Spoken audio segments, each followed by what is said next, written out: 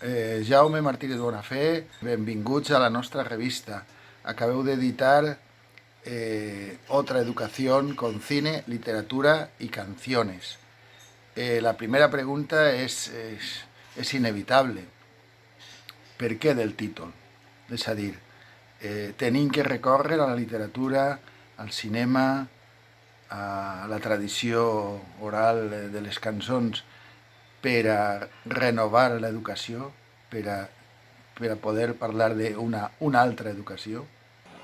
Sí, sí. La cançó de Dylan o de Crae, eh, la novela de Fátima Mernissi, els poemes de Blas de Otero, de Celaya, el cinema de Fellini, són experiències culturals que ens fan pensar, que ens donen que pensar. I des de la reflexió la possibilitat de creació alternativa. La intenció del llibre ha estat aquesta, és ficar la literatura, la cançó, el cinema al servei d'una experiència creativa, d'una experiència reflexiva que ens permeta pensar, en efecte, que una altra educació molt més emancipatòria és possible. Aquesta ha estat, bàsicament, la intenció del llibre. Sí. Vosaltres parleu constantment de innovació educativa, de canvi en l'educació, de que és necessari un altre model educatiu. Quines són les premisses que en aquest moment de crisi tan gran que estem patint social i cultural, quines són les pautes per a aquest nou model educatiu del que vosaltres parleu? Sí, acabem de publicar un manifest en el marc del Foro de Sevilla. Està publicat al Diari de l'Educació, un manifest en el que d'alguna manera responem a aquesta idea, no? a esta demanda. Quines són avui les premisses necessàries per a desenvolupar una altra política educativa que tracte de respondre i d'atendre a la necessitat de millorar el món en el que estem vivint i les vides quotidianes de cadascú de nosaltres en aquest món. No? Jo assenyalaré en tot cas un parell de premisses. La primera i fonamental és el dret de tothom a una efectiva educació. Fer efectiu el dret a una educació en el ple sentit de la paraula educació. És a dir, una educació que realment ens emancipe, ens dona ferramentes per a constituir-nos d'una manera autònoma i lliure en el món que volem viure. No? Una educació que ens ensenya a llegir críticament la realitat. Era una demanda bàsica, recordeu, de Paulo Freire, no? La lectura crítica de la realitat. Una educació que ens dona ferramentes, certament, per a poder-nos sentir sers autònoms, lliures i creatius en un món que el fem propi, que l'agafem en les nostres mans i que el volem construir, edificar des d'un sentit més emancipatori i més llibertari també. Jo crec que per això fa falta un altre currículum. Un currículum que realment pugui acudir a les urgències d'aquest món. No? Jo penso que en aquests moments l'escola hauria de desenvolupar un currículum molt més ecofeminista. És a dir, que responga a aquesta idea, no? de com fer un món una miqueta més saludable i una miqueta més respectuosa amb les diferències. Un currículum també que ens ajude a constituir-nos com a democràcia, no? A saber-nos democràcia radical, a saber-nos democràcia de veres. Jo crec que l'escola hauria de ser un laboratori de la democràcia que després nosaltres volem construir com a éssers adults. No? I penso que aquesta idea de l'ecofeminisme, de la democràcia radical, de la lectura crítica de la realitat, del reconeixement de les cultures minoritzades, no? En fi, hi ha una sèrie de qüestions que són bàsiques i que certament estan molt allunyades de les propostes culturals i curriculars de l'escola d'avui, obsessionada per l'academicisme i una separació absurda, no?, de lo que són les experiències de la vida quotidiana. Com és possible pensar el currículum al marge de lo que ens passa i de les experiències que estem vivint en el dia a dia? A mi em sembla que aquesta idea del dret efectiu a l'educació, fer efectiu el dret a l'educació, una educació que realment estigui pensada al servei del ser humà i no al ser humà al servei de les matemàtiques, de la llengua. Aquestes matemàtiques i aquesta llengua són ferramentes per a fer-nos créixer. I, per tant, estan al nostre servei. No? Bueno, jo crec que per allà anirien una miqueta les premisses. Fer una educació realment, que responga realment a la paraula educació, que no sols siga instrucció o aprenentatge, sinó que ens ajuda a créixer com a seres humans lliures i emancipats, i això necessita dispositius culturals, dispositius de selecció cultural, estratègies de treball dintre de les aules molt diferents a les que tenim ara mateix. I si jo, torno a repetir, tinguera que acudir o tinguera que respondre a aquesta demanda, diria hem d'acudir a les urgències. I les urgències avui és fer un món una miqueta més feminista, una societat que realment responga a la verdadera, a recuperar el sentit original i la força real de la paraula democràcia, i per tant que una educació que ens ensenyi a llegir críticament la realitat per a poder-la transformar. I coneguent el vostre discurs i coneguent la vostra trajectòria en el món de l'educació no formal, la pregunta per a mi és molt clara, és a dir, com veieu la necessària interrelació entre un sistema educatiu formal i unes aportacions que venen des de l'educació no formal? De quina manera és necessari la conjunció d'aquests dos elements per a poder parlar d'una altra educació? Sí, com tu dius, de necessària interrelació.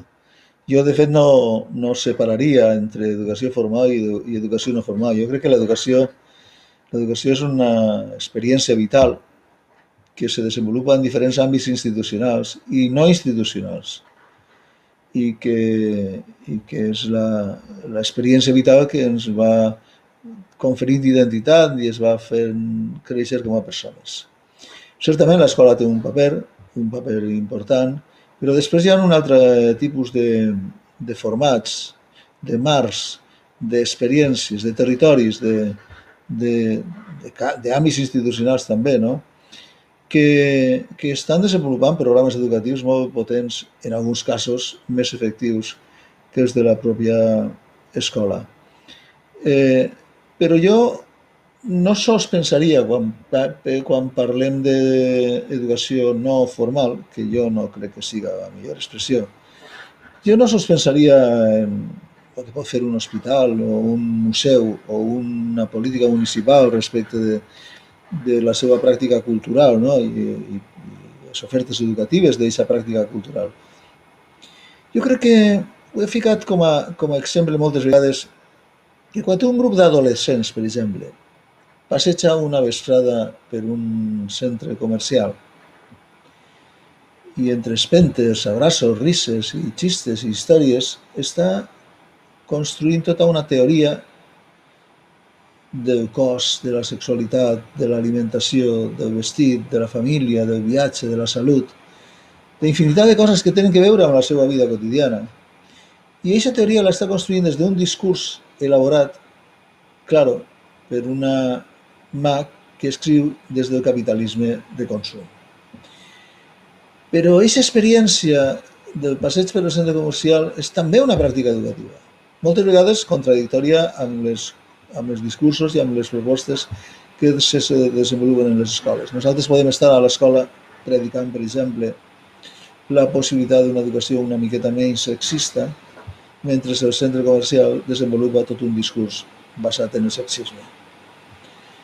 Per tant, l'educació, aquesta que s'anomena no formal, hauria de pensar també i haurien de construir-se polítiques que ajudaren a interpretar, que ens ajudaren a llegir amb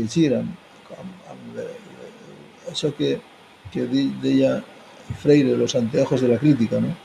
que ens ajuda a llegir críticament les experiències vitals que estem tenint de la ciutat. L'experiència de la ciutat. Jo he escrit en diverses ocasions sobre la idea de que la ciutat educa, la ciutat ens educa, la ciutat és una experiència educativa. Per tant, tens tota la raó en que hem de pensar la interrelació entre educació formal i no formal i donar-li molta més rellevància i molta més atenció també als significats, a les experiències, a les històries i a les identitats que es construeixen en relació amb els múltiples formats d'això que s'anomena educació no formal.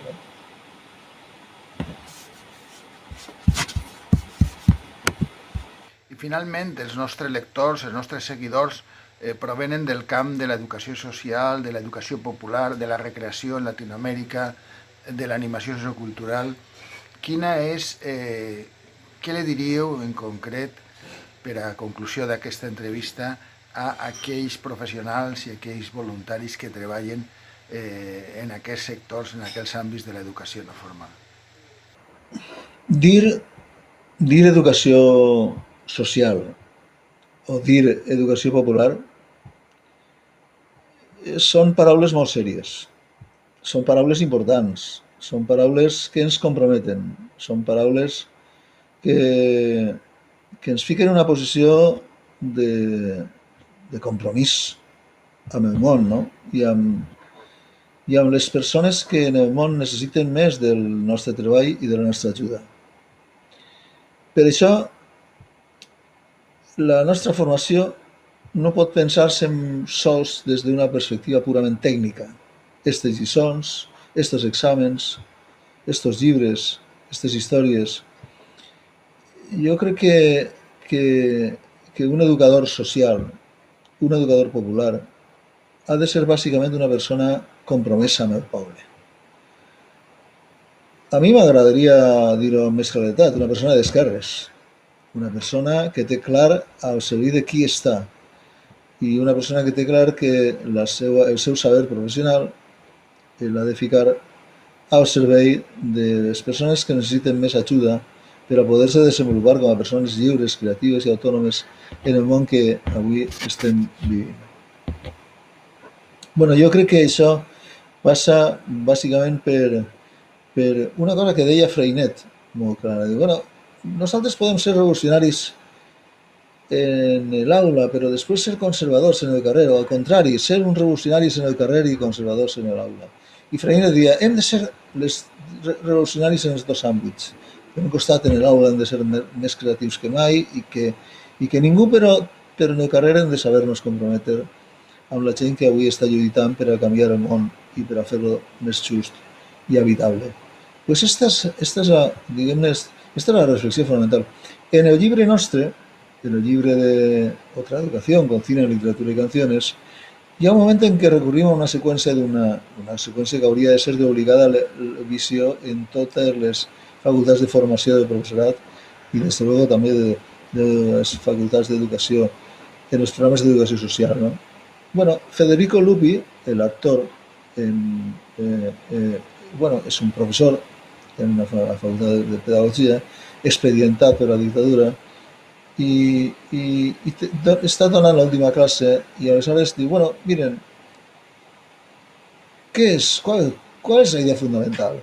¿Qué es lo que estamos haciendo aquí? ¿Y cuál es la idea fundamental de lo que estamos haciendo aquí? Y ahí digo, bueno, pues miren, ustedes tienen que ayudar a los seres humanos a pensar críticamente el mundo que están viviendo, enseñar a pensar.